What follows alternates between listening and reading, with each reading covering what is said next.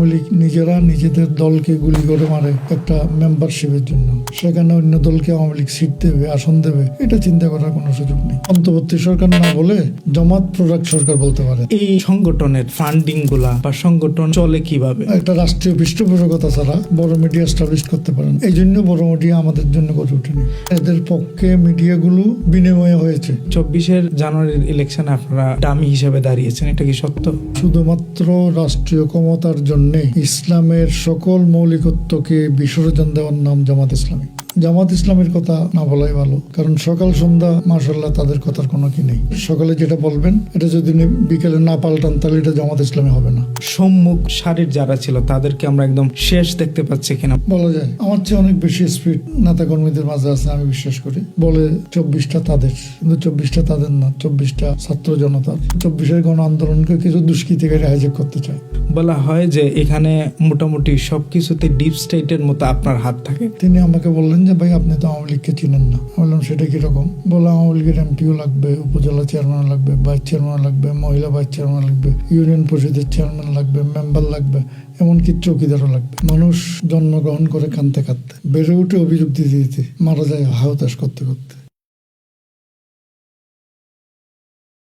আসসালামু আলাইকুম রহমতুল্লাহি ওবারাকাতু। ওয়ানুমা পডকাস্টের আরও একটি এপিসোডে আপনাদেরকে সাদর আমন্ত্রণ এবং মোবারকবাদ। বাংলাদেশে ইসলামী রাজনীতির একটি দীর্ঘ পরিক্রমা রয়েছে। তাদের মধ্যে অন্যতম একটি সংগঠনের নাম হচ্ছে বাংলাদেশ ইসলামী ফ্রন্ট। 1981 সালে প্রতিষ্ঠিত হওয়া একটি ছাত্র সংগঠন থেকে শুরু হয়ে আজকের জাতীয় রাজনীতিতে তারা অনেক ভূমিকা রাখছেন। ওই সময়কার একজন রাজনীতিবিদ আজকে আমাদের পডকাস্টে এসে ওনার পুরো কেরিয়ার, রাজনৈতিক জীবন এবং এখনকার বর্তমান সময়ের সবকিছু খোলামেলা আলাপ করেছেন। এই জন্য আজকের এপিসোডটির নাম রাখা হয়েছে একটি খোলামেলা রাজনৈতিক আলাপ। আজকে এই আলাপ করবার জন্য আমন্ত্রণ জানিয়েছিলাম বাংলাদেশ ইসলামী ফ্রন্টের মাননীয় মহাসচিব সৌম আব্দুস সামাদ। চলুন আজকের আলোচনাটি উপভোগ করা যাক। আসসালামু আলাইকুম রহমতুল্লাহি ওবারাকাতু। ওয়ালাইকুম আসসালাম রহমতুল্লাহ ওবারাকাতু। কেমন আছেন হজরত? আলহামদুলিল্লাহ। ওয়ানুমা পডকাস্টের একটা স্পেশাল এপিসোড বলা যায়। এখানে আপনাকে সাদর আমন্ত্রণ এবং মোবারকবাদ। আপনাদের সাথে যারা যুক্ত সবাইকে সালাম, আসসালামু আলাইকুম রহমতুল্লাহ ওবারাকাতু। আপনার রাজনৈতিক কেরিয়ার এবং পড়াশোনার কেরিয়ার সহকারে আপনার নানা ধরনের পরিচয় আমরা জানি। আপনি আলেম, আপনি গবেষক মানুষ, এছাড়া আপনি বাংলাদেশের যত যারা হচ্ছে বুদ্ধিজীবীদের মধ্যে একজন আপনাকে আমরা মনে করি। কিন্তু আপনার পরিচয়টা যদি আপনি একটু সবাইকে জানাতেন। আসলে আপনারা যেভাবে মনে করেন আমি সেভাবে না। আমি একজন সাধারণ মানুষ। আমি পড়ালেখা শুরু হয়েছে আমার চট্টগ্রাম জামে আহমদিয়া সুন্নি আলিয়া, পরে চট্টগ্রাম সুবহানিয়া কামিল মাদ্রাসা। পরে লেখাপড়া করছি চট্টগ্রাম দারুল উলুম কামিল মাদ্রাসা। পড়ালেখা করছি ঢাকা সরকারি আলিয়া মাদ্রাসাতে। পড়ালেখা করছি ঢাকা বিশ্ববিদ্যালয়ে। পড়ালেখা সর্বশেষ করেছি রাজশাহী বিশ্ববিদ্যালয়ে। ফাঁকি দিয়া LLB করেছি। এইটুকুই আর কি। এটা পড়ালেখা সংক্ষিপ্ত আকারে। এর মাঝে এমফিল করেছি বিষয় কি ছিল? তো আমি ধারাবাহিকভাবে বলি। জি, সেটা হলো যে আমার পড়ালেখা জামিয়া আহমদিয়াতে একদম শুরুতেই 73-তে 1973 সালে স্বাধীনতার পরপর জামিয়া আহমদিয়া সুন্নিয়াতে আমার বাবা আমাকে ভর্তি করান। ওখান থেকে পরে আমি চট্টগ্রাম সুবহানিয়া আলিয়াতে পড়ালেখা করি এবং চট্টগ্রাম দারুল উলুম আলিয়া মাদ্রাসায় পড়ালেখা করি। ভিন্ন ভিন্ন পরিবেশে পড়ালেখা করার সুযোগ আমার হয়েছে। একেবারে 100% অনুকূল পরিবেশ, 100% প্রতিকূল পরিবেশ, দুটাই আমি অর্জন করেছি। এবং পরে আমি কামিল করেছি ঢাকা সরকারি আলিয়া থেকে। এরপরে আমি ঢাকা বিশ্ববিদ্যালয় থেকে অনার্স করেছি, মাস্টার্স করেছি। একটা অতিরিক্ত মাস্টার্স করছি রাজশাহী বিশ্ববিদ্যালয় থেকে। মধ্যখানে ঢাকা সেন্ট্রাল ল কলেজ থেকে ঢাকা বিশ্ববিদ্যালয়ের অধীনে LLB করেছি। ঢাকা কোর্টও অল্প কিছুদিন প্র্যাকটিস করেছি। পরে শিক্ষকতায় গেছি, কিছুদিন শিক্ষকতায় ছিলাম। আমি চাঁদপুর ঐতিহ্যবাহী ফরাজি গান্ধী কামিল মাদ্রাসায় প্রিন্সিপালের দায়িত্ব পালন করেছি। 1997 সালে সারা বাংলাদেশে মাদ্রাসা লেভেলে শ্রেষ্ঠ শিক্ষকেরও খ্যাতি অর্জন করেছি। পরবর্তীতে শিক্ষকতার পেশা ছেড়ে ব্যবসা বাণিজ্য এই সমস্ত কার্যক্রমে যুক্ত হয়ে গেছি। শিক্ষকতাটা এবং কোর্টের ওকালতিটা ধারাবাহিকভাবে হয়নি। কিছুদিন ওকালতি, কয়েক বছর শিক্ষকতা, জি। এরপরে বাকি সময়টা আমার ব্যবসা বাণিজ্য সাংগঠনিক কার্যক্রম নিয়ে অতিবাহিত করেছি। আমি যখন প্রথম বর্ষে চট্টগ্রাম সুবহানী আলিয়া মাদ্রাসায় পড়ি, তখন একটি প্রেক্ষাপটে সেখানে বাংলাদেশ ইসলামী ছাত্র প্রতিষ্ঠার কার্যক্রম শুরু হয়। সেই কার্যক্রমের সাথে প্রথম থেকে যুক্ত থাকার সুযোগ সৌভাগ্য হয়েছে এবং যে কয়জন ব্যক্তির সমন্বয়ে সেদিন বাংলাদেশ ইসলামী ছাত্র সেনা প্রতিষ্ঠা লাভ করেছিল, আমি তাদেরই একজন ভাগ্যক্রমে। মাশাআল্লাহ। এবং আমি শুধু প্রতিষ্ঠা সদস্য না, আমি প্রতিষ্ঠা সদস্যের মধ্যে সবচেয়ে কনিষ্ঠ ব্যক্তি। যারা প্রতিষ্ঠার সাথে যুক্ত ছিল জি। তাদের মধ্যে সর্বশেষ এবং সর্বকনিষ্ঠ ব্যক্তি ছিলাম আমি। সেদিন থেকে ছাত্র সেনার কার্যক্রম শুরু হওয়ার পরে আমি মেম্বার ছিলাম, পরে সাংগঠনিক সম্পাদক হলাম, যুগ্ম অ্যাসিস্ট্যান্ট সেক্রেটারি হলাম, জয়েন্ট সেক্রেটারি হলাম, একাধিকবার সাধারণ সম্পাদকের দায়িত্ব পালন করেছি, সহসভাপতির দায়িত্ব পালন করেছি, সভাপতির দায়িত্ব পালন করেছি। মাশাআল্লাহ, এটা একটা গ্রেট অপরচুনিটি, সবার ক্ষেত্রে কিন্তু হয় না। যেহেতু একদম ছোট ছিলাম, আস্তে আস্তে আস্তে আস্তে সর্বশেষ চূড়ান্ত পর্যায়ে গিয়ে আমি সংগঠন থেকে দায়িত্ব হস্তান্তর করেছি। অল্প কিছুদিনের জন্য যুব সেনার সাধারণ সম্পাদকের দায়িত্ব আমি পালন করেছি। এখন বর্তমানে রাজনৈতিক ক্যারিয়ারটা কোথায় দাঁড়িয়েছে? আমি যখনই বাংলা ইসলামী ফ্রন্টের সাথে যুক্ত হচ্ছিলাম, যুক্ত হওয়ার সময়ে বাংলা ইসলামী ফ্রন্টের যুগ্ম আহ্বায়কের দায়িত্ব গ্রহণ করেছিলাম। কমিটি তৎকালীন লোকজন আমাকে যুগ্ম আহ্বায়কের দায়িত্ব দিয়েছিলেন। পরবর্তীতে আমি পূর্ণাঙ্গ কমিটি হওয়ার পরে প্রথম যে কমিটি, সেই কমিটির সিনিয়র যুগ্ম মহাসচিব ছিলাম। পরবর্তীতে কমিটির সবার আগ্রহে সাংগঠনিক সম্পাদকের দায়িত্ব পালন করেছি, আবার সিনিয়র যুগ্ম মহাসচিবের দায়িত্ব পালন করেছি। বর্তমানে 3 বছর ধরে আমি মহাসচিবের দায়িত্ব পালন করে যাচ্ছি। আমি মূল দায়িত্ব মূলত গত 3 বছর দায়িত্ব পালন করছি। সামনে ইনশাল্লাহ যখন কাউন্সিল হবে তখন হয়তো নতুনত্ব আপনারা দেখতে পাবেন, এটা আমি আশা করছি। অসাধারণ বলেছেন, এবং এটা আসলে ইমপ্রেসিভ হওয়ার মতো কথাগুলো, যে একজন কর্মী থেকে শুরু করে আপনি একদম মহাসচিব পর্যন্ত পৌঁছাইছেন। এই অপরচুনিটি বা এই সুযোগটা আসলে বাংলাদেশের কতজনের আছে এটা সন্দিহান। আপনারা যখন বাংলাদেশ ইসলামী ছাত্র সেনার প্রতিষ্ঠাকালীন সময় আপনি সর্বকনিষ্ঠ ব্যক্তি ছিলেন, তখন কি আপনারা পলিসি মেকিংগুলোকে আপনারাই করছিলেন? আসলে ধরতে গেলে প্রায় ওইরকমই। আমরা যারা ছাত্র সেনা প্রতিষ্ঠা 1980 সালের 21শে জানুয়ারিতে প্রতিষ্ঠা হওয়ার পরে আমাদের মধ্যে 2টা পার্ট ছিল। কিছু লোকজন ছিল যারা শুধু মাদ্রাসায় পড়তেছিল, আর কিছু বিশ্ববিদ্যালয়। তবে আমাদের যিনি আহ্বায়ক ছিলেন আল্লামা হযরত মান্নান সাহেব মাদ্দাজিলুল আলী, তিনি মাদ্রাসা লেভেল সর্বোচ্চ লেভেল শেষ করে তিনি কলেজ থেকে ওইবারে ডিগ্রি পরীক্ষা দিচ্ছিলেন। তিনি সমন্বয় 2টার মধ্যে তিনি ছিলেন। অন্যান্যরা যারা ছিলেন হয়তো কেউ একদম কলেজে মাদ্রাসা শিক্ষা বা ইসলামী শিক্ষার সাথে তাদের খুব স্পষ্ট ধারণা খুব কমই ছিল, আর অন্যান্যরা মাদ্রাসার যারা আধুনিক বিজ্ঞানের সাথে যাদের সমন্বয় তেমন একটা ছিল না। এই 2টার সমন্বয় করেই বাংলাদেশ ইসলামী ছাত্র সেনার কার্যক্রম, পরিকল্পনা, পদক্ষেপ সবকিছু এগিয়ে গেছে।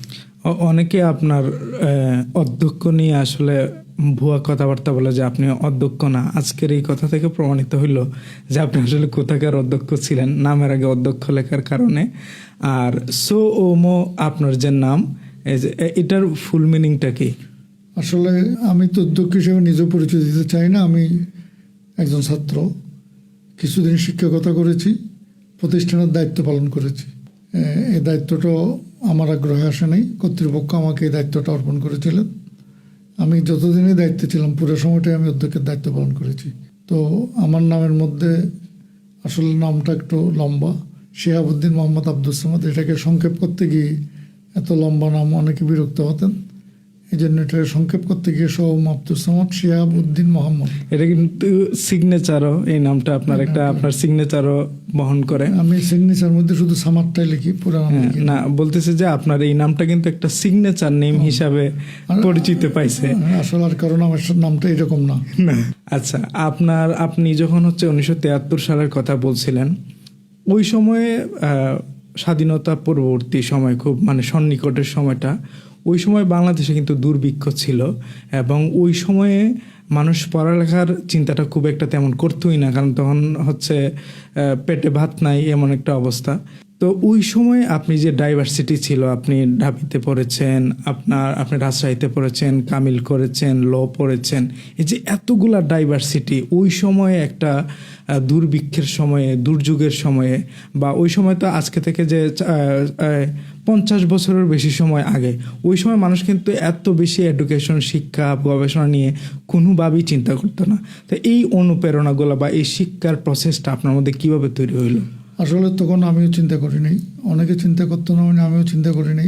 আমি জামিয়া আহমদিয়া থেকে যখন চট্টগ্রাম সুবহানিয়া মাদ্রাসায় পড়ালেখা করি, আলিম পাশ করার পরে আমাদের চিন্তা চেতনার সম্পূর্ণ প্রতিকূল পরিবেশ, চট্টগ্রাম দারুল উলুম মাদ্রাসায় ভর্তি হয়েছিলাম। টার্গেট ছিল বাংলাদেশ ইসলামী ছাত্র সেনার কার্যক্রম পরিচালনা করব ওখানে গিয়ে, এবং সেই কাজ করতে গিয়ে ছাত্র সেনার প্রথম কর্মী যিনি আক্রান্ত হয়েছিলাম আমি। আমার আগে ছাত্র সেনার কোনো নেতাকর্মী প্রতিপক্ষের হাতে আক্রান্ত হয় নাই। চট্টগ্রাম দারুল উলুম মাদ্রাসায় আমার বন্ধুরা যারা অন্য একটি ইসলামী সংগঠন করে, তাদের নেতারা আমাকে আক্রমণ করেছিল খুব মারাত্মকভাবে। তো সেখানে একটা বিষয় ছিল, ক্লাসের মধ্যে একজন শিক্ষক পড়াচ্ছিলেন, সে পড়াতে গিয়ে নোট সংক্রান্ত আলোচনায় এসে একটা বিষয় আসলো। তো ওদের দলের প্রতিষ্ঠাতা যে বিষয়টা আসছেন, যে বিষয় তুলে ধরছেন, সেটা আমি ক্লাসের টিচারের কাছে তুলে ধরেছিলাম। তা আমি বলেছিলাম একজন আলেমের দিন জিনিসটাকে এভাবে ব্যাখ্যা করেছেন। টিচার বললেন তাকে আলেমের দিন না বলে আলেমে বেদিন বলো। তো ওই দলের প্রতিষ্ঠাতাটা আলেমে বেদিন হয়ে গেল ক্লাসে। তাদের অনেক প্রভাব প্রতিপত্তি ছিল, জোর ছিল। আমাদের ক্লাসে তখন 80 থেকে 85% ছাত্র তাদের পক্ষে কাজ করে ফিল্ডে। তো সেটা 1982 সালের জানুয়ারি। তো ওইটা আপনাদের ছাত্র সেনা প্রতিষ্ঠা হওয়ার 1 বছর পরে? বছর পরে। তো তখন তারা আমাকে পরিকল্পিতভাবে হামলা করলো। এরপরে আমি আরও জিনিসটাকে এগিয়ে নেওয়ার জন্য ঢাকা সরকারি এলাকায় ভর্তি হলাম। এর আগে ঢাকাতে ছাত্র সেনার কার্যক্রম ছিল না, চিন্ত না কেউ, কত ছিল না। ঢাকা সরকারি এলাকায় ভর্তি হলাম। সরকারি এলাকায় ভর্তি হওয়ার পরে ছাত্র সেনার কার্যক্রম এখানে শুরু হলো। তো এখানে কার্যক্রম শুরু হওয়ার পরে এক্ষেত্রে অনেকেরই সহযোগিতা পাইছি। যেমন আজকে আপনারা অনেকে চিনেন ইসলামিক ফ্রন্টের চেয়ারম্যান সৈয়দ বাহাদুর শাহ সাহেব, তখন ফাজিলে পড়তেন, আমি কামিলে পড়তাম।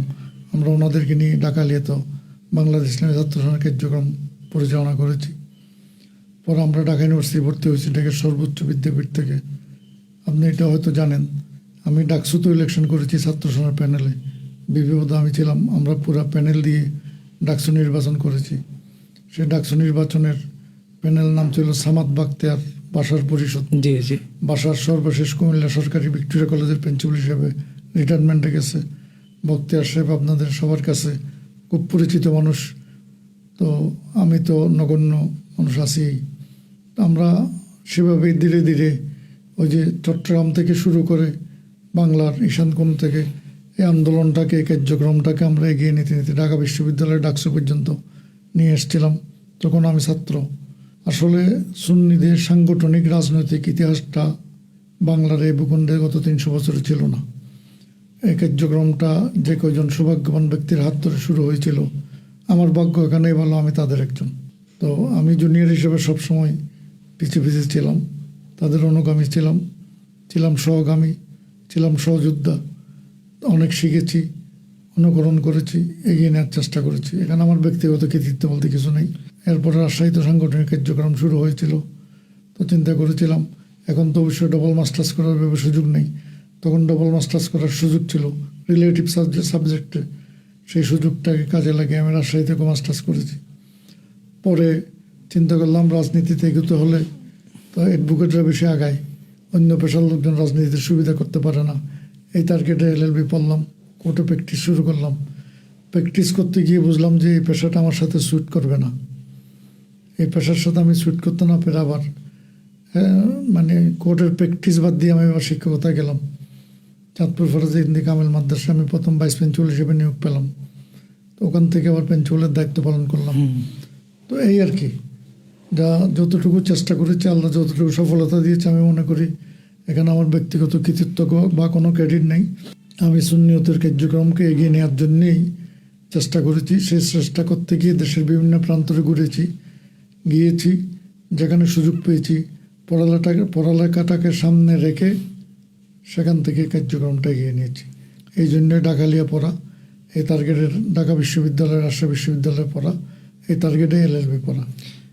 আপনার মধ্যে যে ডাইভার্সিটি এবং আপনি যে চিন্তা করেছেন যে আমার রাজশাহীতে অথবা মাদ্রাসায় ভর্তি হওয়ার পেছনের সংগঠন মূল লক্ষ্য, সো আপনি সর্বকনিষ্ঠ ব্যক্তি যদি হন, তার মানে আপনি এই মুহূর্তে মহাসচিব, অর্থাৎ আমরা যেই বাংলাদেশ ইসলামী ছাত্র সেনা এবং ইসলামী ফ্রন্টের একটা সম্মুখ সারির যারা ছিল তাদেরকে আমরা একদম শেষ দেখতে পাচ্ছি কিনা, মানে একদম শেষ মুহূর্ত, এটা বলা যায়। বলা যায়।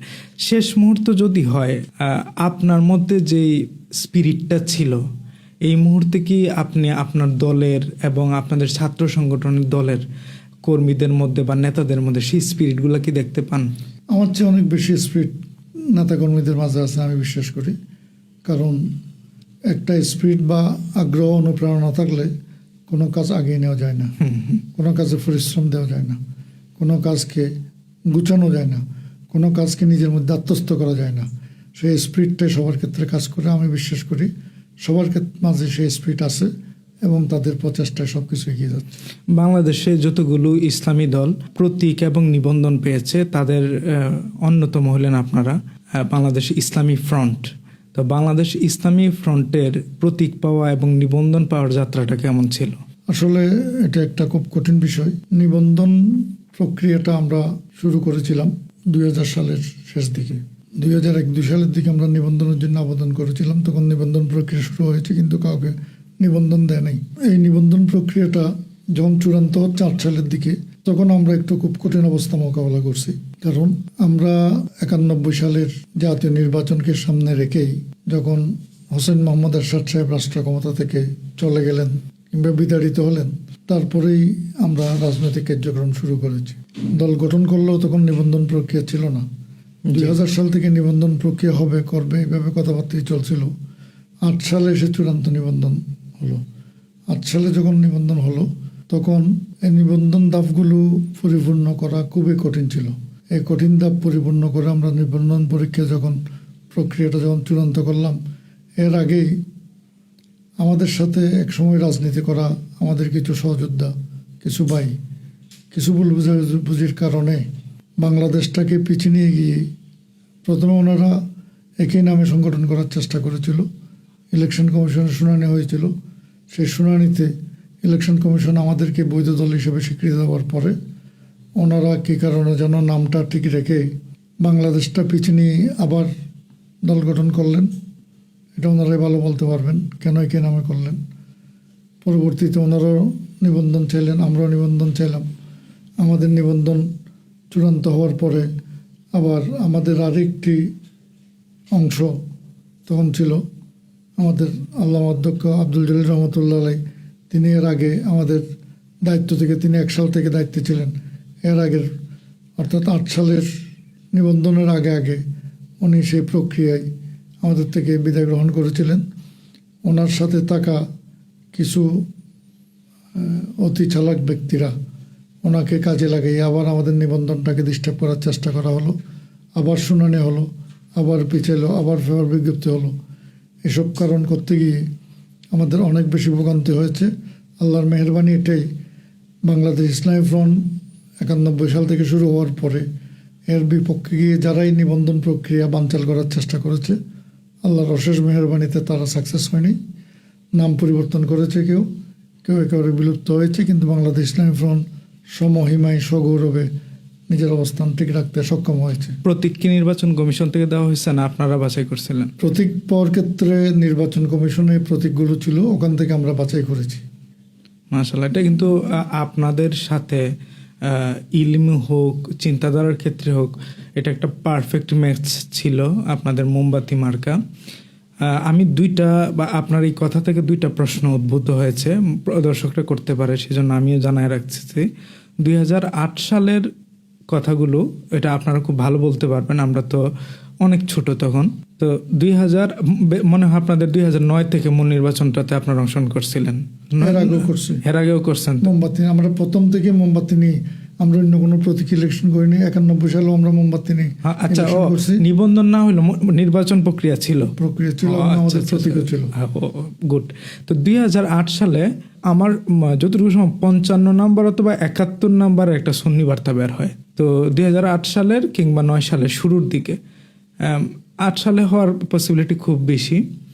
তো তখন জলিল সাহেব হুজুর লন্ডনে ছিলেন, হাফেজ M.A. জলিল উনি লন্ডনে ছিলেন।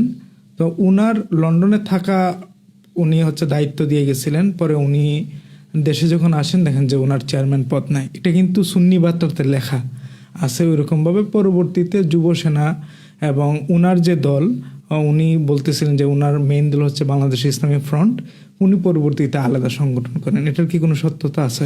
আসলে উনি যখন লন্ডন যান তখন দলের ভারপ্রাপ্ত চেয়ারম্যান ছিলেন, চেয়ারম্যান বা উনি দায়িত্ব দিয়ে গেছিলেন আল্লামা শেখ আব্দুল করিম সিরাজনগর সাহেব মাদ্দাজিল্লাহ আলীকে।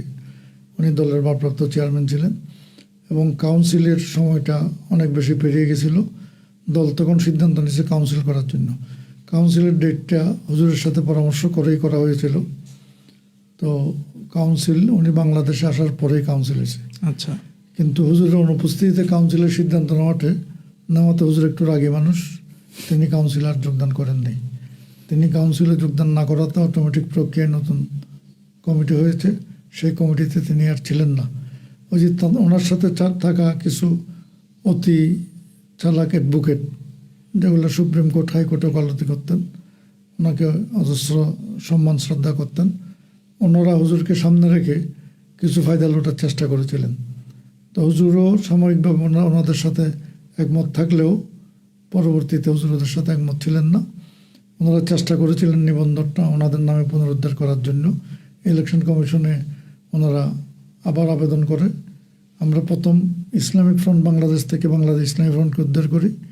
এরপরে ইসলামিক ফ্রন্ট বাংলাদেশ গঠিত হয়। ওনারা নামটা রাখতে না পারার কারণে ওনারাও এই নামে এই দাবিতেই ওনারা অনেকদিন সংগঠন করেছিলেন। ওনাদেরও দাবি ছিল ওনারা মোমবাতি প্রতীকে কাজ করবেন।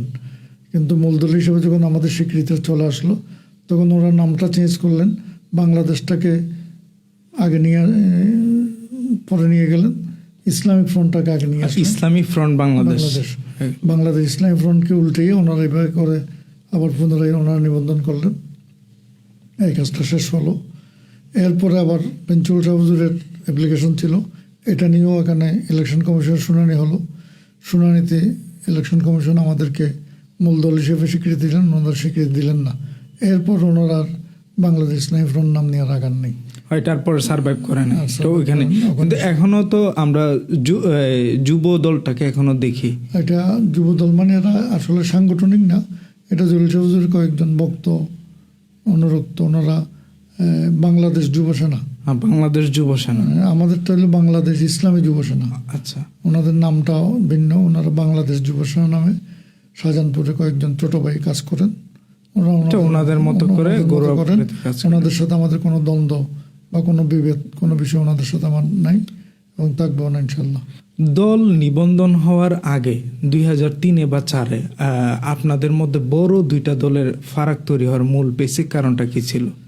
সবচেয়ে বেসিক কারণ হলো ভুল বোঝাবুঝি। তো এটা পরবর্তীতে আপনারা এখন ভুল বুঝাবুঝি অনেক কম, যে এটা আসবো আমরা, কিন্তু এর পরবর্তীতে আমরা এখন তো আমরা 2026 এটা দেখতে পাইছি আপনারা সমন্বয় করছেন। এটা একটা মার্বেলাস কাজ হয়েছে। সারা বাংলাদেশে আপনারা একসাথে নির্বাচনী প্রচারণা চালাইছেন এবং সেটার ফলও আমরা দেখতে পাইছি, খুব ভালো একটা ফলাফল আসছে। মোটামুটি যদি বুটছুরি না হইতো কিংবা নির্বাচনের যদি কোনো কারচুপি না হইতো আজকে আপনাদের 2-3 জন সংসদে থাকতেন। তো ওই এরপরে 2026-এর আগে কি কখনো আপনারা আর কোনো সমন্বয় করার চেষ্টা করছিলেন? চেষ্টা করা হয়েছে বিভিন্নভাবে, কিন্তু সেটা ফলপ্রসূ হয় নাই। সো আপনারা এমনি রাজনীতির বাইরে আপনাদের তো একটা আকাইদি পরিচয় আছে, আহলে সুন্নাত ওয়াল জামাত। ওইখানে আমরা বারবার আপনাদেরকে একসাথে দেখতে পাইছি, অনেক সময় আবার আলাদাও দেখতে পাইছি। রাজনীতির বাইরে যে আপনাদের যে নিবন্ধিত দল বাংলাদেশ ইসলামী ফ্রন্ট এবং ইসলামিক ফ্রন্ট বাংলাদেশ, এই দুইটা রাজনৈতিক দল যখন আলাদা হইল, সাথে সাথে সম্ভবত আমরা যতটুকু ধারণা করি আহলে সুন্নাত ওয়াল জামাতের আপনাদের একটা সাংগঠনিক প্রক্রিয়া ছিল, এটা পরবর্তীতে আলাদা হয়। ওইটা আলাদা হওয়ার কারণটা কি? আসলে যখন কোনো এক জায়গায় বিচ্ছিন্নতার বাতাস শুরু হয় সেটা দেশের সর্বত্রই বাতাস প্রবাহিত হতে থাকে। অক্ষের সুতোবাস যখন আসে সেটা অক্ষ করাটা কঠিন হয়, কিন্তু বিশৃঙ্খলা করার ক্ষেত্রে বা বিচ্ছিন্ন হওয়ার ক্ষেত্রে সেটা সহজ হয়ে যায়। কোনো জায়গায় যখন বিচ্ছিন্নতা শুরু হবে, সে বাতাসটা সারা দেশে প্রবাহিত হওয়ার পরে সারা দেশে এটা প্রভাব পড়বে। যখন একটি সংগঠনের মধ্যে দূরত্ব সৃষ্টি হয়েছে, তাহলে সব সংগঠনের মধ্যে দূরত্ব হয়ে যায়। এটা একটা স্বাভাবিক প্রক্রিয়া। জি, যে আমরা একটু আমরা 26-এ চলে আসব। তার আগে একটা জিনিস জানতে চাইব যে দলীয় যে কোনো সিদ্ধান্ত যখন হয় ইসলামী ফ্রন্টের, এর ভিতর 2003-এর পর থেকে এই 25 পর্যন্ত আমরা প্রায় 22 বছরের মতো একটা রাজনৈতিক পরিক্রমা দেখছি। এখানের মধ্যে দলীয় যদি কোনো সিদ্ধান্ত হয়, কিংবা আপনাদের যে ছাত্র সংগঠন বাংলাদেশ ইসলামী ছাত্র সেনার কোনো সভাপতি কিংবা সেক্রেটারি এবং সাংগঠনিক সম্পাদক যখন নির্বাচিত হয়, বলা হয় যে এখানে মোটামুটি সব কিছুতে ডিপ স্টেটের মতো আপনার হাত থাকে। এটা কি সত্য? আসলে আমার হাতটা খুব ছোট। সেখানে এটা যারা ধারণা করে তাদের ধারণাটা সবসময় ভুল। আমি তো সংগঠনের মূল দায়িত্বে ছিলাম না কখনো। এই 3 বছর যাবৎ আছি। জি, আমি অ্যাসিস্ট্যান্ট সেক্রেটারি ছিলাম, জয়েন্ট সেক্রেটারি ছিলাম, সেক্রেটারি তো না, এখানে যুগ্ম মহাসচিব ছিলাম তো, এবং অর্গানাইজেশন সাংগঠনিক সম্পাদক ছিলাম, সাংগঠনিক সচিব।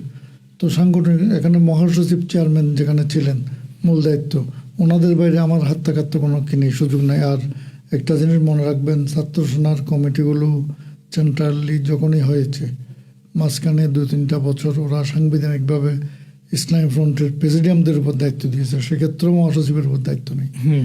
2-3 বছর ইসলামী ফ্রন্টের ছাত্র সেনা, বাংলাদেশ ইসলামী ছাত্র সেনার কমিটি যে হয়েছে, সেই কমিটি পুনর্গঠনের দায়িত্ব ছিল বাংলাদেশ ইসলামী ফ্রন্টের প্রেসিডিয়ামের উপর। সেখানেও মহাসচিব নাক গলানোর কোনো সুযোগ নেই। আর গত সেশন থেকে ওরাই আবার নিজেরা গণতান্ত্রিক পদ্ধতিতে কমিটি গঠন করেছে। সুতরাং কারো হাত আছে এটা মনে করা যেমন ভ্রান্ত, এটার উপর বিশ্বাস রাখাও ভ্রান্ত। যতক্ষণ ভ্রান্তির উপর থাকবে, ভ্রান্তিকে স্বাভাবিকভাবে গোমরা বলা হয়।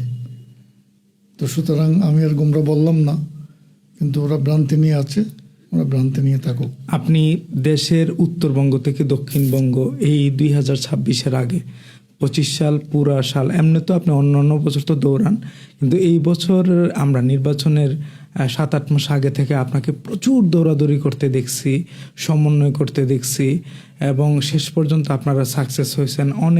অনেকে অনেক কথা বলছে। আপনার একটা শব্দ আপনি ফেসবুকে লিখতেন, চমক আসছে, এটা নিয়ে আপনাকে ট্রল করা হয়েছে, এবং আপনি সেই ট্রলের জবাবগুলো খুব শান্ত মাথায় দিয়েছেন, আমরা দেখছি। তেমন কোনো বৈরিতা আপনি দেখান নাই। তো এই সমন্বয় সাধনের যে কাজটা করতেছিলেন, এই গল্পগুলো একটু শুনতে চাইব। আসলে কিছু লোকজন শুধু লিখতে থাকে, বিশৃঙ্খলা করতে থাকে, বলতে থাকে। তো আমি ফাঁসে লোকে কিছু বলে বিষয়টাকে খুব বেশি আমলা আনি না, কখনো আনবও না। কারণ ফাঁসে লোকে কিছু বলে, এই বিষয়টা আমার কাছে কখনো কিনা। কথা বলতে হলে ফোরামে বলতে হবে। জি, ফোরামের বাইরে যে কথা, এই কথার কোনো গুরুত্ব, কোনো গ্রহণযোগ্যতা কখনো দেশ, জাতি, সমাজ, সংগঠন কারো কাছে নেই।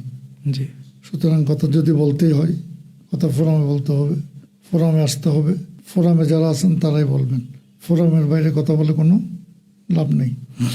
দ্বিতীয় বিষয়টা হলো, ওই যে দার্শনিক কবি মির্জা গালিব একটা কথা বলেছেন, এই কথাটা আমার কাছে খুব ভালো লাগছে। মানুষ জন্মগ্রহণ করে কাঁদতে কাঁদতে, বেড়ে উঠে অভিযোগ দিতে, মারা যায় হাহুতাশ করতে করতে। অসাধারণ। জন্মটা কান্নার মধ্যে দিয়ে, বেড়ে ওঠাটা অভিযোগের মধ্যে দিয়ে, আর পরিণতিটা হতাশার মধ্যে দিয়ে। মানুষের জন্ম, বেড়ে ওঠা, বেঁচে থাকা এবং মারা যাওয়াটাকে গালিব এভাবে কি করেছেন। তো আমার মনে হয় গালিবের কথাটা আমার খুব ভালো লাগছে। ওরা কানতে কানতে জন্ম নিয়েছেন, অভিযোগ দিতে দিতে বড় হচ্ছেন, হতাশা নিয়ে মারা যাবেন। সত্য।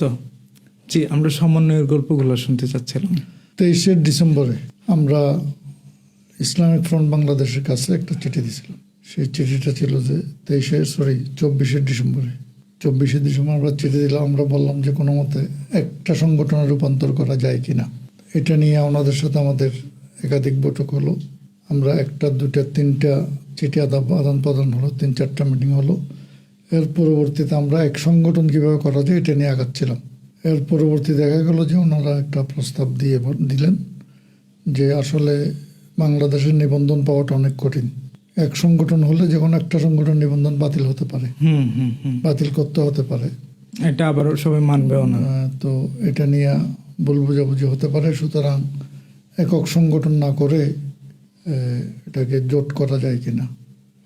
আসলে আমি এবং আমাদের দল ব্যক্তিগতভাবে জোটের বিপক্ষে, কারণ জোটের মধ্যে যে সমন্বয়টা দরকার সেটা হয় না।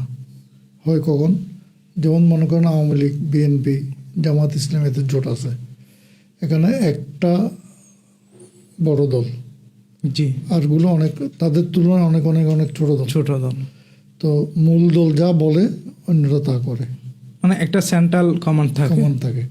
কিন্তু আমাদের মধ্যে সেটার ঘাটতি ছিল, কারণ আমরা কোনোটাকে বড় কোনোটাকে ছোট এভাবে দেখতে চাই নাই।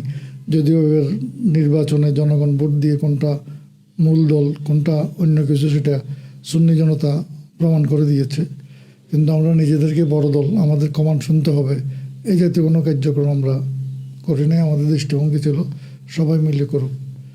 তো সবাই মিলে করতে গিয়ে আমরা আসলে নানা প্রতিকূলতার মধ্যে পড়ছি। তো আমরাও চিন্তা করছিলাম যে আসলে নিবন্ধন থাকা দরকার। আমাদের প্রতিপক্ষ বিভিন্ন সংগঠন, বিভিন্ন মতাদর্শী সংগঠনের মধ্যে একাধিক নিবন্ধন আছে। আমরা সেটা খুব পজিটিভলি নিয়েছিলাম, কিন্তু যদি একদল হয়ে যেত তাহলে এখানে কয়েকটা প্রশ্নের উত্তর মিলে যেত।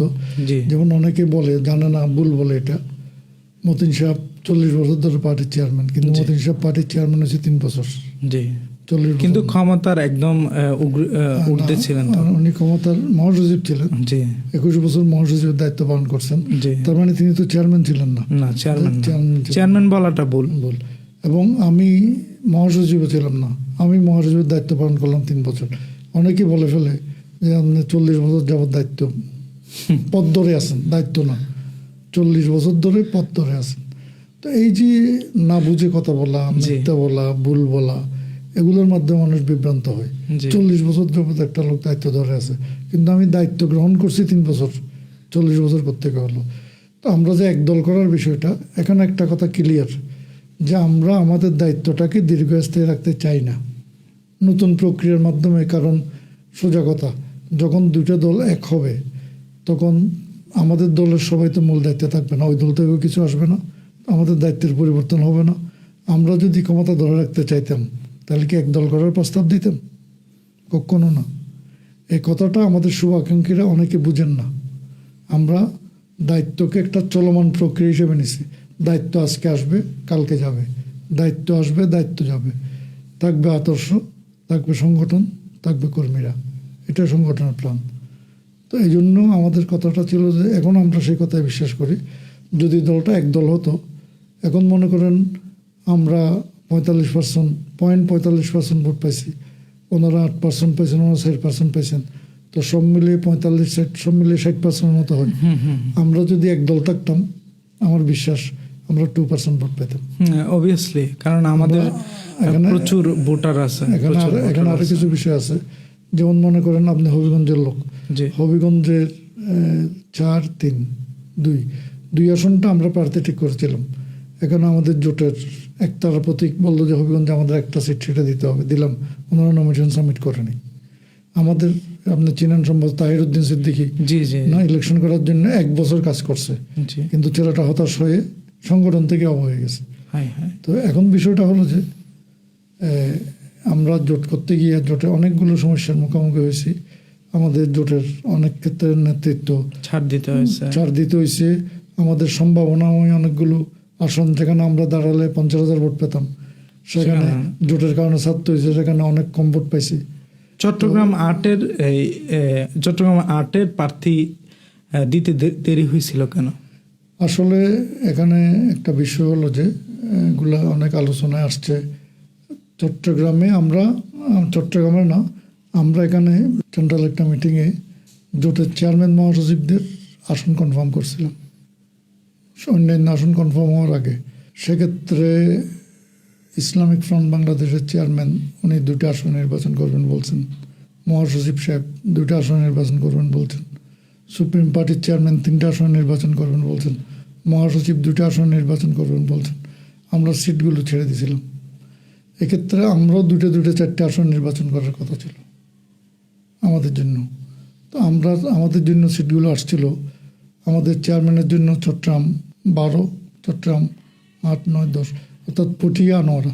আর আমার জন্য আমি আগে যেগুলোতে ইলেকশন করছি চট্টগ্রাম 8, 14, ওনারা 12, 13, আর আমার জন্য 8, 14।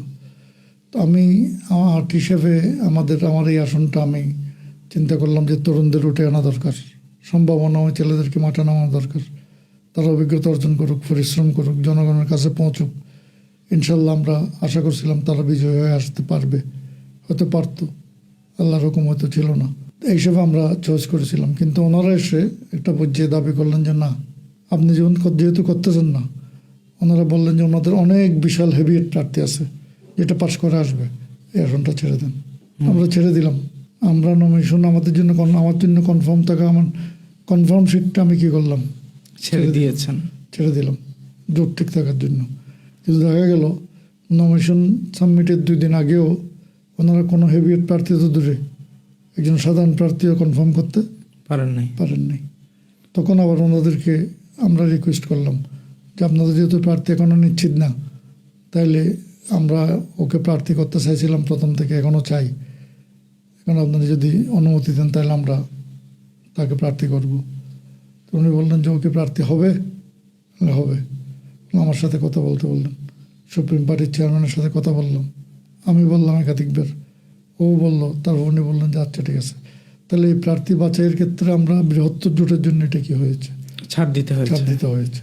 আপনারা যে সমন্বয় করেছেন, সমন্বয় করে পরবর্তীতে নির্বাচন করেছেন, অনেক জায়গায় অভিযোগ উঠেছে যে মানে চেয়ারের পক্ষে আপনারা প্রচারণা চালান নাই। আপনাকে দেখছি ব্যক্তিগতভাবে আপনি সবখানে গেছেন, কিন্তু দলীয়ভাবে চেয়ারের প্রচারণা, কিন্তু মোমবাতির প্রচারণা ওনারা ঠিকই চালিয়েছে। হবিগঞ্জে সহ কুমিল্লা এবং অন্যান্য জায়গায় ওরা অভিযোগটা দিয়েছে যে মোমবাতির যারা প্রচারণা চালিয়েছে কর্মীরা, তারা চেয়ারের প্রচারণা চালান, মানে অর্থাৎ যে আসনগুলোতে চেয়ার আছে, যেহেতু আপনারা ভাগ করে নিছেন, আলাদা ছিল।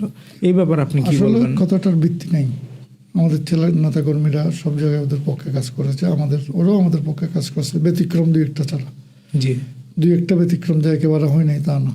এখন এখানে কতগুলো বিষয় থাকে, সে বিষয়গুলো হলো যে প্রার্থীকে নিজের মানে কৌশল করে সবাইকে সমন্বয় করে মাঠে নামানোর একটা ক্যাপাসিটিও দরকার। জি, এটা তো অবশ্যই লাগবে, এটা ছাড়া তো নির্বাচনে প্রার্থী যদি নিজে ওদেরকে ডেকে খুঁজে বাইর করে মাঠে নামতে না পারে, সেটা আরেকজনকে দোষ দিয়া কামিয়াব হবে না। সুতরাং কিছু ক্ষেত্রে কথাটা যেমন সত্য, আবার অনেক ক্ষেত্রে কথাটা পুরোপুরি সত্য নয়। আপনারা যে সমন্বয়টা করেছেন, বর্তমানে জোট অবস্থা তো এখনো আছে, নির্বাচনের পরবর্তী সামনের পথ চলাগুলো কি এইভাবে আমরা যেভাবে দেখতে পাই সেভাবে কি এগিয়ে যাবে? আমি আশাবাদী। আপনি আশাবাদী? আচ্ছা, মাশাল্লাহ। আমরা কিছু out of the box question করব। সেটা হচ্ছে আপনারা যখন 24শে জানুয়ারির ইলেকশন হয় লাস্ট সম্ভবত, তো এই 24শে জানুয়ারির ইলেকশনে আপনারা অংশ নিয়েছিলেন। অনেকেই অংশ নেয় না, এটা বলা হয়ে থাকে জামাত শিবির এবং অন্যান্য পার্টির পক্ষ থেকে আপনাদের উপর একটা অভিযোগ আছে, এমনকি বিএনপির বাইরেও বলে যে আপনারা এটা ডামি নির্বাচনে অংশগ্রহণ করছেন এবং আপনাদেরকে একটা বিশাল অঙ্কের টাকা অফার করা হয়েছে, টাকা দেওয়া হয়েছে মূলত আমেরিকানদের উপনিবেশদের উত্তর দেওয়ার জন্য আপনাদেরকে দাঁড় করানো হয়েছে এবং সেটা আপনারা ডামি হিসেবে দাঁড়িয়েছেন। এটা কি সত্য? 18 নির্বাচন তফসিল যেদিন নমিনেশন পেপার সাবমিট করার আগের দিন বিএনপি নির্বাচন অংশগ্রহণ করে যাওয়ার সিদ্ধান্ত দিয়েছিল। জি, আগে থেকে নির্বাচনে যাবেন না, কিন্তু যেদিন মনোনয়নপত্র জমা দেওয়ার লাস্ট দিন, এর একদিন আগে ওনারা নির্বাচনে গেলেন। এবারও যে ওনারা নির্বাচনে যাবেন না, এটা কি কোনো গ্যারান্টি ছিল? তো জামাত ইসলামের কথা না বলাই ভালো, কারণ সকাল সন্ধ্যা মাশাআল্লাহ তাদের কথার কোনো কি নেই। ঠিক সকালে যেটা বলবেন, এটা যদি বিকেলে না পাল্টান তাহলে এটা জামাত ইসলামে হবে না। তো সুতরাং ওনারা কি বললেন কি করলেন এটা কখনো মৌলিক বিষয় নয়। মৌলিক বিষয় হলো আমরা যেটা চিন্তা করেছিলাম সেটা হলো যে নির্বাচনের মাঠে গিয়ে সরকারের বিপক্ষে আমরা যে ভূমিকাটা রেখেছি, খালি মাঠে একেবারে ছেড়ে দিলে সেটা তো হয় না। আর নির্বাচনে যে বিএনপি জামাত জোট যাবেন না, সেটা তো আর একদিন আগেও নিশ্চিত করে বলা যাচ্ছিল না, কারণ ওনাদের অনেক বড় দল, অনেক প্রার্থী, অনেক অর্থ, সব কিছু আছে। সুতরাং ওনারা ঘোষণা দিলেই 24 ঘন্টার মধ্যে অনেক প্রার্থী নিশ্চিত। পত্রিকা একটা ঘোষণা দিল, এটা আমার প্রার্থী। এক আসনে 10টা 12টা 15টা ওনাদের প্রার্থী আছে। জি জি। সুতরাং ওনাদের গুছানো লাগে না। তো সুতরাং ওনারা ঘোষণা দেওয়ার পরেই মাঠ গুছাতে পারে। তো এসব বিবেচনায় ওনারা যে যাবেন না সে বিষয়টা নিশ্চিত করে বলা যায় নাই। আমরা মনে করেছিলাম একটা পর্যায়ে এসে 18 নির্বাচনের মতো ওনারা নির্বাচনে যাবেন। আচ্ছা, এটা আপনাদের টার্গেট ছিল বা আপনার চিন্তাটা ছিল এরকম। 24-এর নির্বাচনটা মূলত আপনাদের একটা বড় অংশগ্রহণ ছিল, এবং এই 24-এর নির্বাচনে কিন্তু বিএনপিও ছিল না, জামাতও ছিল না, আপনাদের একটা বড় স্টেক ছিল। সো আওয়ামী লীগ কিন্তু একচেটিয়াভাবে সমস্ত আসনে নির্বাচিত হয়। আপনাদের একজনও সংসদ সদস্য আমরা সংসদে দেখতে পাই নাই। এটা কি আপনাদের ব্যর্থতা হিসাবে দেখবেন, নাকি আপনাদের কোনো পলিটিক্যাল স্ট্যান্ডে সমস্যা ছিল? পলিটিক্যাল সমস্যা ছিল না, কারণ আমি একজন আওয়ামী লীগের সিনিয়র নেতার সাথে আরও কয়েক বছর আগে একবার একটা সামাজিক অনুষ্ঠানে প্রসঙ্গে কথা বলছিলাম।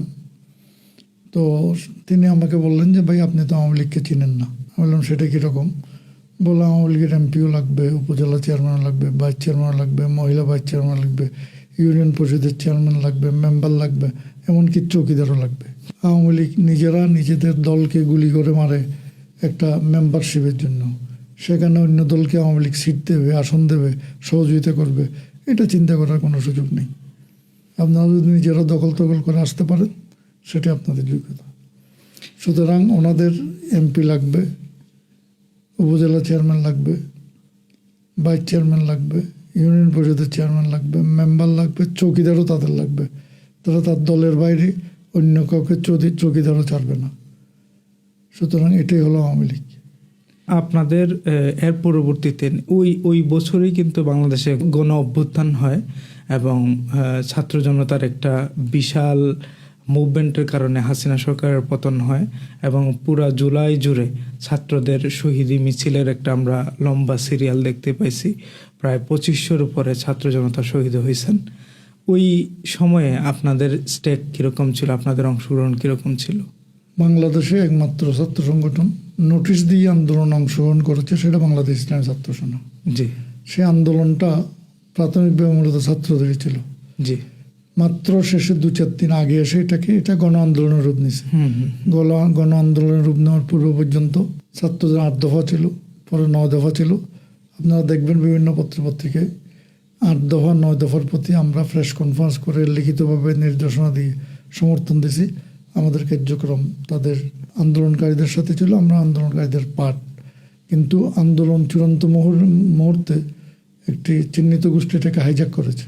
জি, এটা আগে থেকেই পরিকল্পনা। সার্বজনীন আন্দোলনটা দলীয় আন্দোলনে রূপান্তরিত করেছে, বলে 24টা তাদের, কিন্তু 24টা তাদের না, 24টা ছাত্র জনতার, 24টা জনগণের সবার। দেশের স্বাধীনতা যুদ্ধকে যেমন আওয়ামী লীগ হাইজ্যাক করতে চায়, জি, অনুরূপভাবে 24-এর গণ আন্দোলনকে কিছু দুষ্কৃতিকারী হাইজ্যাক করতে চায়। বাংলাদেশ ইসলামী ছাত্র সেনা যে নোটিশ দিয়েছিল, এরপর কি আপনারা কোনো সরকারি চাপ অনুভব করেছেন? করেছি।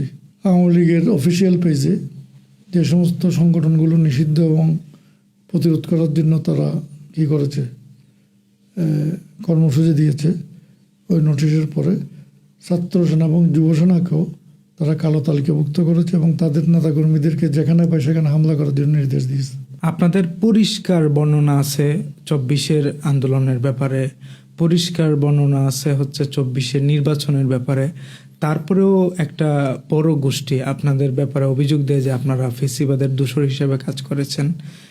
এই ব্যাপার আপনি কি বলবেন? ব্যাপার হলো যে আরেকজনের উত্থানটাকে তো তারা সহ্য করতে পারে না, এটা পরশ্রী কাতর। জি, কারণ ফেসিবাদের দোষর না দিলে জনগণের কাছে আমাদেরকে চাপিয়ে রাখতে পারবে না। আমাদেরকে দাবাই রাখার জন্য ওরা এই মিথ্যাচারটা করে যায় অলওয়েজ। আপনারা সেই 81 সালের পর থেকে আমরা কখনোই আপনাদেরকে পেশি শক্তির রাজনীতি করতে দেখি নাই। সবসময় আদর্শের রাজনীতি করেছেন, কোরআন সুন্নাহর কথা বলেছেন, কোরআন সুন্নাহ ভিত্তিক সমাজ এবং রাষ্ট্র প্রতিষ্ঠার কথা বলেছেন। এরই পরিপ্রেক্ষিতে আপনারা যে এত দীর্ঘ সময় অলমোস্ট 50 বছরের মতো আপনারা রাজনীতি করতেছেন, সো এই আপনাদের রাজনীতির পুরা দেশীয়ভাবে রাষ্ট্রীয় কাঠামোগতভাবে আপনাদের ফলাফল কি? আপনারা মানুষের মধ্যে কোন গণজাগরণটা তৈরি করতে পারছেন? এখন কথা হলো যে আমরা আমাদের কাঠামোটা ব্যতিক্রম। আমরা ছাত্র থেকে শুরু করছি, অন্যান্য রাজনৈতিক সংগঠন উপর থেকে শুরু করে পরে ছাত্র সংগঠন প্রতিষ্ঠা করে। জি, আমরা ছাত্র থেকে আসছি, আমাদের উত্থানটা ছাত্রদের দিয়ে। আমরা আল্লাহর মেহরবানিতে অসংখ্য ছাত্র তুলছি, নিজের হাতে গড়ে তুলেছেন। এই ছাত্রগুলো এখন বিভিন্ন সেক্টরে কাজ করে। আমরা দেখলাম গত জাতীয় নির্বাচনে যে সমস্ত আসনগুলোতে আমরা খুব কাছাকাছি পর্যায়ে, অনেকগুলো আসন আমরা সেকেন্ড হয়েছি, জি, খুব কাছাকাছি পর্যায়ে যে সমস্ত আসনগুলোতে ছিলাম, এগুলো গত 30-40 বছর ধরে যারা ছাত্র সেনা করছে, তারা সমাজের বিভিন্ন স্তরে কাজ করছে বলে ইসলামী ফ্রন্টের সাথে সরাসরি যুক্ত না, তারা সবাই এগিয়ে আসছে। আমরা বিশ্বাস করি একটা চূড়ান্ত আন্দোলনের কার্যক্রম যখন হবে, তখন এই সমস্ত ছেলেগুলো, এই সমস্ত নেতাকর্মীরা যারা বহুদা কার্যক্রমে যুক্ত আছে বলেই আজকে সরাসরি কি করছে না। মানুষের কাছে আরেকটা বিষয় আছে, সেটা কি জানেন? বিশেষ করে বাঙালিদের মাঝে, জি, সেটা হল বাঙালিরা যখন দেখবে উইন করতে পারে, তখন সবাই তার পক্ষে। আর যখন উইন স্ট্রাগলিং পর্যায়ে থাকে তখন থাকে কেউ না। তারা কেউ চিনে না, চিনে না। তাকে কেউ চিনে না। বাংলাদেশে- এটা আমাদের বাংলাদেশের একটা নেচার। জি, সুতরাং দেখবেন যে একটা চূড়ান্ত সাফল্যের কাছাকাছি যখন আমরা দেখব, 50 বছরে যারা কাজ করছে জি, সবাই দৌড়ে এগিয়ে আসবে, জি। আমাদের কেউ আর বাধা দিয়ে রাখতে পারবে না। বাংলাদেশ ইসলামী ছাত্র সেনা একটা বহুল পরীক্ষিত এবং আদর্শিক সংগ্রামের একটা নাম আমরা জানি। বাংলাদেশ ইসলামী ছাত্র সেনা থেকে যারা বের হয়, এর পরবর্তীতে খুব কম, শুধু বাংলাদেশ ইসলামী ফ্রন্ট না, বাংলাদেশের সকল ইসলামী রাজনীতির একই অবস্থা। আমার এখানে আমাদের এই পডকাস্টে আরও 2-3 জন বিভিন্ন ছাত্র সংগঠন এবং বিভিন্ন মুরব্বী সংগঠনের লোকেরা এসেছেন, ওনারাও একই অভিযোগের কথা বলেছেন যে ছাত্র সংগঠন থেকে পরিবর্তিত যারা বের হয়, ইভেন জামাত, সবাই শিবির বের হয় ছাত্র সংগঠন পরবর্তীতে কোনো কারণে, যেটা আপনাদের রেশিওটা একটু বেশি দেখি, যে ইসলামী ফ্রন্টে যোগদানটা একটু কম হয়। এটার পিছনের কারণটা বলে কি মনে করেন? আসলে স্টুডেন্ট লাইফ আর বাস্তব জীবনের মধ্যে পার্থক্য আছে। মানুষ যখন স্টুডেন্ট লাইফ হারিয়ে আসে, তখন সামাজিক, পারিবারিক, আর্থিক অনেকগুলো বিষয় তাকে জড়িয়ে ধরে। এই স্ট্রাগলটা মোকাবেলা করে সরাসরি জাতীয় রাজনীতিতে অনেকে অংশগ্রহণ করতে পারেন, অনেকে পারেন না। আপনাদের এখন পর্যন্ত একজন সংসদ সদস্য নির্বাচন হয় নাই। এটা না হওয়ার পিছনের কারণ কি? আপনাদের কি কোনো চেষ্টার কমতি কিনা, কিংবা পলিটিক্যাল স্ট্যান্ডের কোনো সমস্যা আছে কিনা কোনো সময়? এবং এটার একটা বড় হতাশা আমরা কর্মীদের মধ্যে দেখছি যে আমাদের কোনো একজন উপজেলা চেয়ারম্যান পর্যন্ত নির্বাচন হয় নাই। উপজেলা চেয়ারম্যান আমরা নির্বাচন করিনি। আমরা উপজেলা ভাইস চেয়ারম্যান যে কটা নির্বাচন করছিলাম সব কটা থেকে গত বছর আপনাদের হবিগঞ্জের চুনারঘাটেও জি, সমস্ত প্রতিকূলতা মোকাবেলা করে আমাদের উপজেলা ভাইস চেয়ারম্যান নির্বাচিত হয়েছিল, সেটা আপনারা দেখছেন। জি, এখানে বিষয়টা হলো যে আমরা যখন একটু গুছিয়ে উঠছি, গত 3টে নির্বাচন, জি, যে নির্বাচনগুলোকে জাতীয় এবং আন্তর্জাতিকভাবে স্বীকৃতি দেয় নাই, আমরা গুছিয়ে ওঠার পরে নির্বাচনগুলোতে আমরা কি করতে পারিনি। আপনারা তো নয়া নিবন্ধনই পাইছেন। 9 নিবন্ধন পাইছি, 28 দিকে। 28 তো এই নিবন্ধনের পরে যে নির্বাচনগুলো হয়েছে, নির্বাচনগুলো গ্রহণযোগ্য না। কোনোটা আগের ভোট, কোনোটা রাতের ভোট, কোনোটা ভোট কেন্দ্রে যাওয়া ছাড়া ভোট। জি, তো এইগুলোতে আমাদের মূল্যায়ন করার কোনো সুযোগ ছিল না। যেমন গত নির্বাচনটা, এখানেও আপনি একটু শুদ্ধ করে বলেন, আপনি হবিগঞ্জের মানুষ, চুনারঘাট মাধবপুরে কি কারচুপি হয়নি? জি, জি, অবশ্যই, অবভিয়াসলি হয়েছে। তাইলে আমাদের তো ধারণা ছিল অন্তত আমরা 5-7টা আসনে স্ট্রংলি এগিয়ে আসবে এবং পাশ করে আসবে। জি, কিন্তু বাংলাদেশের নির্বাচনের কোনো কোনো ক্ষেত্রে জাতির মতামত প্রতিফলিত হয় না। যেমন চুনারঘাট মাধবপুরের নির্বাচনে জনগণের মতামত প্রতিফলিত হয়নি। তারপরেও আমরা ওখানে স্ট্রং বিরোধী হিসেবে মোকাবেলা করে চোখে চোখ রেখে, হাতে হাত রেখে আমরা মাঠে ময়দানে কাজ করেছি। আমরা বাংলাদেশ ইসলামী ফ্রন্ট নির্বাচন করেছি 24টা আসনে। 24টা আসনের মধ্যে অর্ধেক 12টাতে আমরা প্রায় সেকেন্ড পজিশন, 2-1টা থার্ড পজিশন হলেও সেকেন্ড পজিশন খুব কাছাকাছি। তো সুতরাং যেখানে অনেক 40 সালের জামাত ইসলাম 41 আনা প্রতিষ্ঠা হলো। জি জি তো এত দীর্ঘ রাজনৈতিক দল, তাদের আর্থিক অবস্থান, সামাজিক অবস্থান সব কিছু, এবং তারা গত 18 মাস ক্ষমতায় ছিল, এসব কিছু মোকাবেলা করেও যারা সেখানে হতে পারেনি, সেখানে আমরা সেখানে হয়েছি, এটা তো ফেলে দেওয়ার মতো বিষয় না। না না ফেলে এবং দেওয়ার আমরা মতো আশা বিষয়। করছি এবার স্থানীয় নির্বাচনটা যদি মোটামুটি সুস্থ হয়, তাহলে আমরা অনেক জায়গায় খুব ভালো ফলাফল পাবো, কারণ আমাদের কর্মীদের নির্বাচন করার সাহস আসছে এবার। জি জি জি, এটা আমরা একটা বড় পরিবর্তন দেখছি আলহামদুলিল্লাহ। 2013 সালে যখন শাপলা মেসাকার হয় ঢাকায়, শাপলা মেসাকারের সময়ে আপনাদের একটা প্রোগ্রাম হয়েছিল লালদিঘিতে হেফাজত ইসলামের বিপক্ষে, এবং যার হেফাজতের একটা অভিযোগ হচ্ছে যে আপনারা শাহবাগপন্থী বা আওয়ামী লীগপন্থী হওয়ার অভিপ্রায়ে আপনারা এই প্রোগ্রামটা করেছেন হেফাজতের বিরুদ্ধে। ওইটার প্রেক্ষাপটটা কি ছিল? আসলে হেফাজতের বিরুদ্ধে আমরা করি নাই, আমরা আহলে সুন্নতের পক্ষে করেছি। জি আমাদের প্রোগ্রামটা ছিল আহলে সুন্নতের পক্ষে, কারণ হেফাজতের অনেকগুলো মূলধারা ইসলামের মৌলিকত্বের পরিপন্থী, জি এক। দ্বিতীয়ত সরকারের সাথে আতাত তারা করেছে, জি আমরা করিনি। তারা শেখ হাসিনাকে কমি জননী বলেছে, জি। সম্বর্ধনা দিয়েছে, বুয়া সনদ নিয়েছে। তাদের এখানে যত অপকৌশল, অপতৎপরতা, একদিকে মাঠে আন্দোলন করেছে, হাটহাজারী মাদ্রাসার জন্য জায়গা নিয়েছে, আরেকদিকে রাত্রিকালীন বাসর করেছে। জি তো দুইটাকে তারা সমন্বয় করেছে। আমরা সেই মোনাফিকিটা করিনি। বাইরে দেখা যায় তারা আন্দোলনে আছে, কিন্তু ভিতরে তারা এই আন্দোলনকে সামনে রেখে কেমনে ফায়দা হাসিল করবে এই সমস্ত কর্মকাণ্ডে যুক্ত ছিল। একজন মানুষ যে হচ্ছে খুব সাধারণ আপনাদের ইসলামী ফ্রন্টে যদি যুক্ত হইতে চায়, তার প্রসেস কিরকম? তার ইসলামের মূলধারাগুলো বিশ্বাস করলে সে যে কোনো সরাসরি ইসলামী ফ্রন্টের কার্যক্রমের সাথে যে কোনো শাখায় যুক্ত হতে পারবে। আপনাদের ইসলামী রাজনীতি কি শুধুমাত্র মুসলমান ভিত্তিক, বা অন্যান্য যারা ধর্মের তারা কি যুক্ত হতে পারবে না? পারবে। এটার প্রসেস কিরকম? বা এটার প্রসেস তো আমরা এবারও দেখেছি। আমরা এবার একজন অন্য ধর্মের লোককে জাতীয় নির্বাচনের প্রার্থী করেছেন, ওইটা নিশ্চয় আপনি জানেন। খুলনা 1 থেকে জাতীয় নির্বাচনে যিনি প্রার্থী হয়েছিলেন আমাদের দলে, তিনি অন্য ধর্মের লোক। জি কারণ ইসলাম শুধু মুসলমানদের সুরক্ষার জন্য নয়, অন্য ধর্মের সুরক্ষার জন্য ইসলাম। যদি এটাই হয়, তাহলে আপনারা জামাতে ইসলামীর হিন্দু শাখা যেগুলো থাকে সেগুলোর ক্ষেত্রে আপনাদের অভিযোগ থাকে। এখানে বিষয়টা ভিন্নভাবে। আচ্ছা, এখন ব্যাপার হলো যে ওরা যেটা বলে কি নাম, হরে কৃষ্ণ হরে বল, জি দাড়ি পাল্লা, কি পূজা রোজা এক পৃষ্ঠার। পৃষ্ঠা।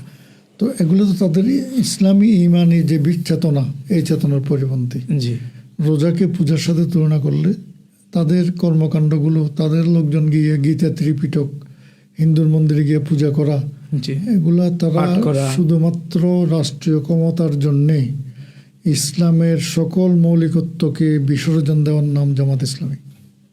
বাংলাদেশে 5 আগস্টের পরে মাজার এবং দরবারগুলোতে মেসিভ আকার আক্রমণ হয়, এবং যেটা পরবর্তীতে সরকার প্রধান সহ সবাই কথা বলা শুরু করেছে।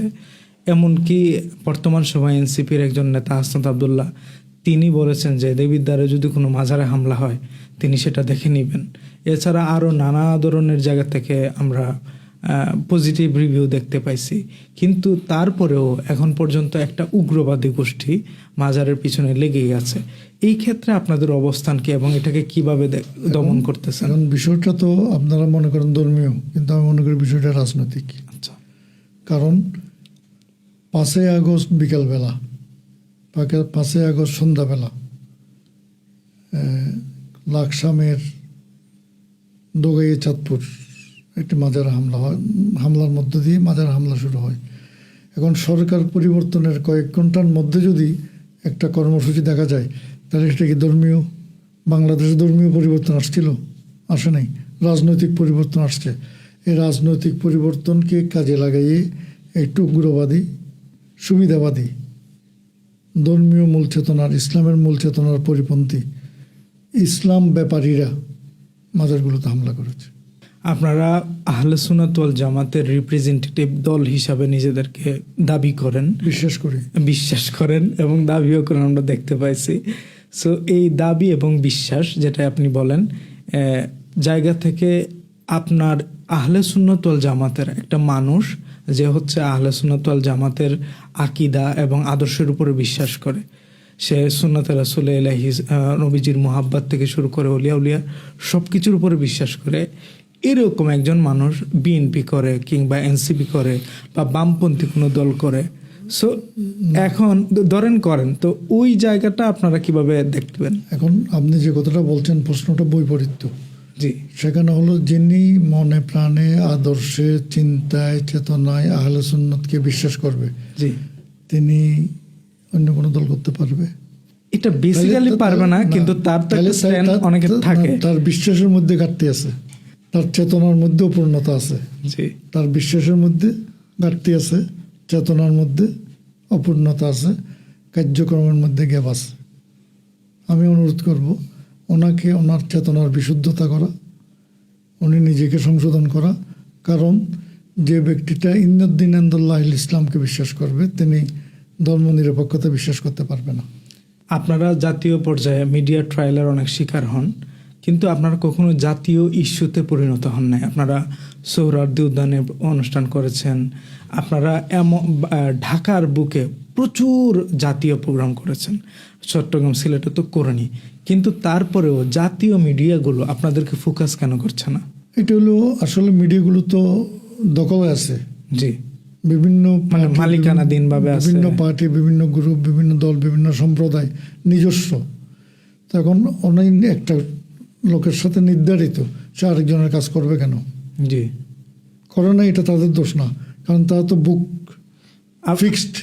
আপনারা এই ৪৫ বছরের বেশি সময় ধরে রাজনীতি করেন না, ছাত্র রাজনীতি করছি, ছাত্র জাতীয় রাজনীতি রাজনীতি, না। হ্যাঁ জাতীয় রাজনীতি, আচ্ছা যাই হোক, দুই যুগের তো অবশ্যই বেশি, সো দুই যুগের বেশি, এবং আধুনিক সময় কিন্তু প্রচুর মিডিয়া তৈরি হয়েছে। আমরা অন্তর্বর্তীকালীন সরকারের সময়ে দেখতে পাইছি অন্তত 20টা বেশি মিডিয়া তৈরি হয়েছে, নিবন্ধিত আপনি হয়েছে। এটাকে অন্তর্বর্তী সরকার না বলে জামাত প্রোডাক্ট সরকার বলতে পারেন। আচ্ছা, এটা আপনি বলতে পারেন, আমাদের ভাষাটা তো প্রফেশনাল ভাবে ব্যবহার করতে এটা হবে। জামাত প্রোডাক্ট সরকার ছিল। আচ্ছা, জামাত প্রোডাকশনের সরকার ওই সময় আসলে আমরা প্রোডাক্ট সরকার, প্রোডাক্ট সরকার, ওই সময় আমরা অনেক মিডিয়া তৈরি হয়েছে, বায়াসড হয়েছে, রেডি হয়েছে, আগের মিডিয়াগুলোকে ফিরে আনা হয়েছে, যেমন নয়া দিগন্ত সহ অন্যান্য চলে আসছে।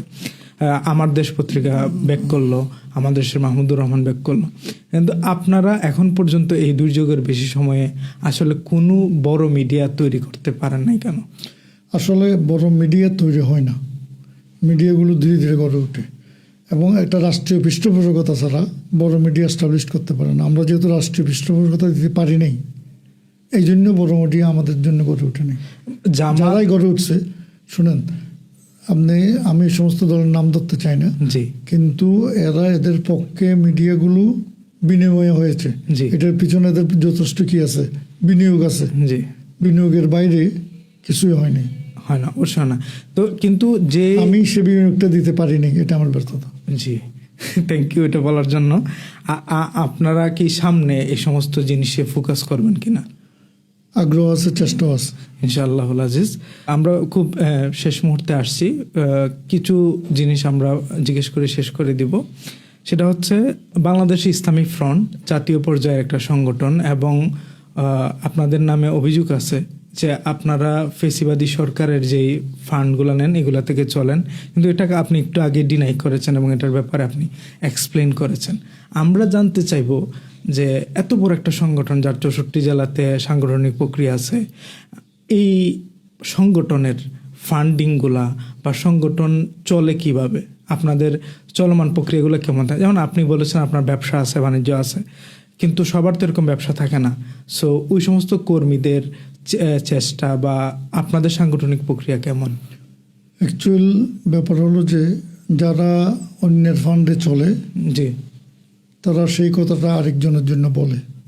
কথাটা ক্লিয়ার? জি, ক্লিয়ার। যারা অন্যের ফান্ডে নিজে চলে সে আরেকজনের জন্য একই কথাটা বলে। কিন্তু এই পর্যন্ত যারা বলছে তারা কি কোনো কিছু প্রমাণ করতে পেরেছে? না। আমাদেরকে আটকানোর জন্য বিভিন্নভাবে চেষ্টা করেছে, কোনো তথ্য তারা বাইর করতে পারে কিনা। সরকারের গোয়েন্দা সংস্থাগুলো তাদের দায়িত্বে ছিল, আপ্রাণ চেষ্টা করা হয়েছে, কোনোভাবে কি কোনো ফলস তথ্য প্রমাণ করতে পেরেছে? আপনাদের নামে কোনো একটা মামলাও করতে পারে না এখন পর্যন্ত? ফলস মামলা করছে, ফলস মামলা করছে। জি, আপনাদের ফান্ডিং গুলা তো কিভাবে হয়? ফান্ডিং গুলো তো কর্মীদের ফান্ডিং। জি আপনি এই প্রতিষ্ঠানটা চালান কিভাবে? জি, একটা ইনভেস্টমেন্ট আছে। আপনারা যারা আছেন আপনাদের নিজেদের ফান্ড এটা চলে জি নাকি বাইরে থেকে ফান্ড পাইছেন? না। তাহলে নিজের উপর খেয়াল করে নিজে সিদ্ধান্ত দেন। জি অবশ্যই, থ্যাংক ইউ। আমরা দীর্ঘ একটা আলোচনা শুনেছি আপনার কাছ থেকে, আপনার শিক্ষা, আপনার অর্থনৈতিক অবস্থা, আপনার জাতীয় রাজনীতিতে পথ চলা। আপনি 3 বছর ধরে মহাসচিব হিসেবে আছেন। আপনাদের ফান্ডিং নিয়ে জানলাম, প্রসেস নিয়ে জানলাম, আপনাদের জুলাই গণ অভ্যুত্থানে অংশগ্রহণ নিয়ে জানলাম, এবং বাংলাদেশ ইসলামী ফ্রন্টের আমরা উত্তরোত্তর সফলতা কামনা করি, এবং আমরা আশাবাদী যে আগামী নির্বাচনগুলোতে আমরা একাধিক সংসদ সদস্য আমরা সংসদে দেখতে পাবো। তরুণ প্রজন্ম যারা হচ্ছে ইসলামী রাজনীতিতে আসতে চায় এবং যারা ইসলামী রাজনীতি নিয়ে ভাবে, যারা পিছিয়ে শক্তির সামনে দাঁড়াইতে পারে না অনেক সময়, তাদের জন্য আপনার জায়গা থেকে, আপনার চিন্তার জায়গা থেকে কি বার্তা থাকবে? তাদের কাছে আমার বার্তা থাকবে যে আপনারা অংশগ্রহণ করুন, সংগঠনের কার্যক্রমের সাথে ইনভলভ থাকুন এবং দায়িত্ব গ্রহণ করুন, ভবিষ্যতের জন্য নিজেকে তৈরি করে নিন। জাযাকাল্লাহু খায়র ফিদ দানান। অনেক অনেক শুকরিয়া, অনেক লম্বা সময় দিয়েছেন। আজকে এ পর্যন্ত শেষ করছি। ভালো থাকবেন। আসসালামু আলাইকুম রহমতুল্লাহ। ধন্যবাদ। ওয়ালাইকুম আসসালাম রহমতুল্লাহ বরকাত। আপনাকে, আপনাদের সহযোগীদেরকে, দর্শক শ্রোতাদেরকে বাংলাদেশ ইসলামী ফ্রন্ট থেকে পক্ষ থেকে সালাম এবং শুভেচ্ছা।